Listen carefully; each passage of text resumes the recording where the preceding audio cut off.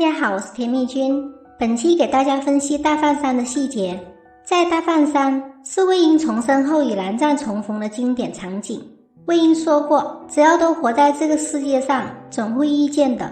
魏婴、蓝湛、江澄、温宁齐聚大范山，甚至还有黑衣人的出现，聂导的复仇剧本正式开启。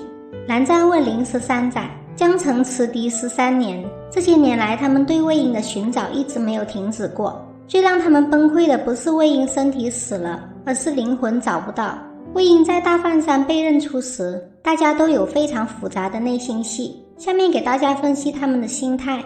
温宁的心态，鬼将军温宁的出现，让原本复杂的战场又添加了更精彩的一笔。他的出现是有人刻意为之，为的是让魏婴的身份暴露。温宁即使被谢阳用炉钉控制了16年，失去了意识，当他听到魏婴的召唤，第一时间就抵达了。在他心里，魏婴的安危最重要，他只听从魏婴一人。这个善良单纯的少年听到了似曾相识的笛声，慢慢地走向了魏婴，走向了他一直以来最信任的人，忍不住让人泪目。江澄的心态，江澄也是心念魏婴的，但这种感情很矛盾，他其实不是真的想魏婴死，只是他所表达的方式太过极端，高傲又直来直去的性格让他举起了指电，只为了试出那个人是不是魏婴，希望是他又害怕是他。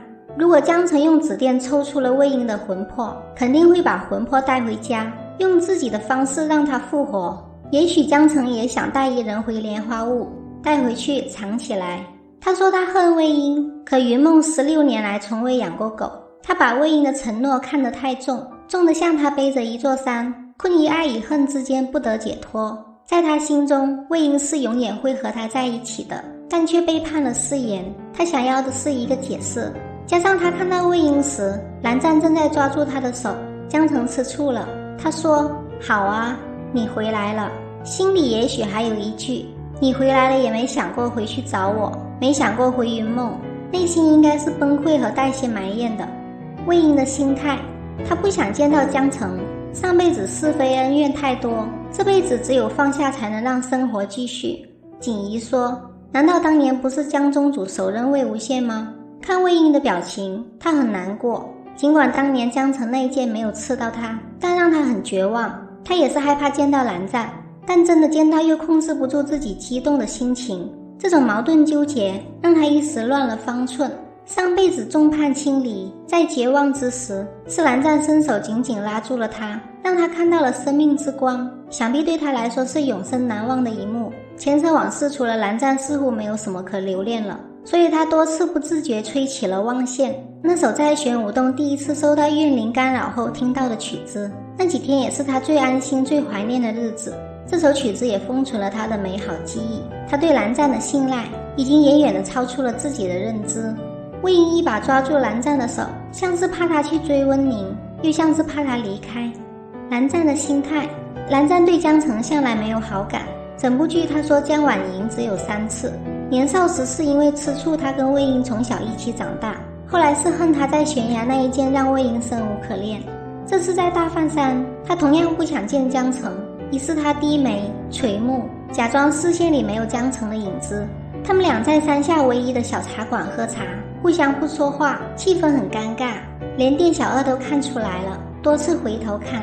此次蓝湛不是恰巧出现在大范山，就像江澄说的，他是来寻魏婴，也是为了保护蓝家小辈。蓝湛在莫家庄看到剑上有鹰虎符的痕迹，这让他看到了希望。山上传来喧哗声和熟悉的旋律，蓝湛以最快的速度飞身赶去。为什么这么说呢？因为他跟江澄是在同一个地方喝茶，江澄走着去要比他晚许多。蓝湛顺着笛声看到了似曾相识的黑衣少年，内心受到了震撼。他回来了，真的回来了，完全沉寂在一种幸福激动无法言说的情绪中。此刻言语显得那么苍白无力。蓝湛表面波澜不惊，内心早已风起云涌。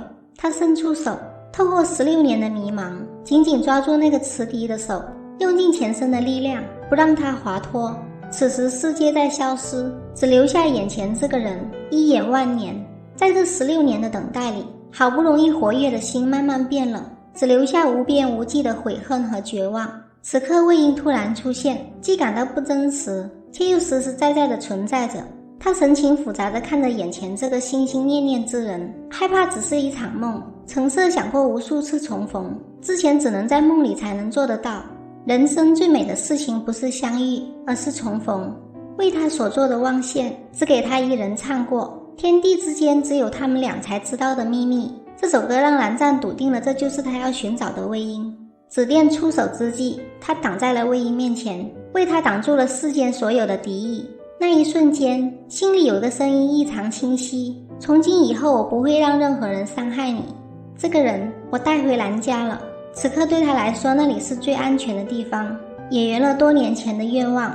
我想带一人回云深不知处，带回去藏起来。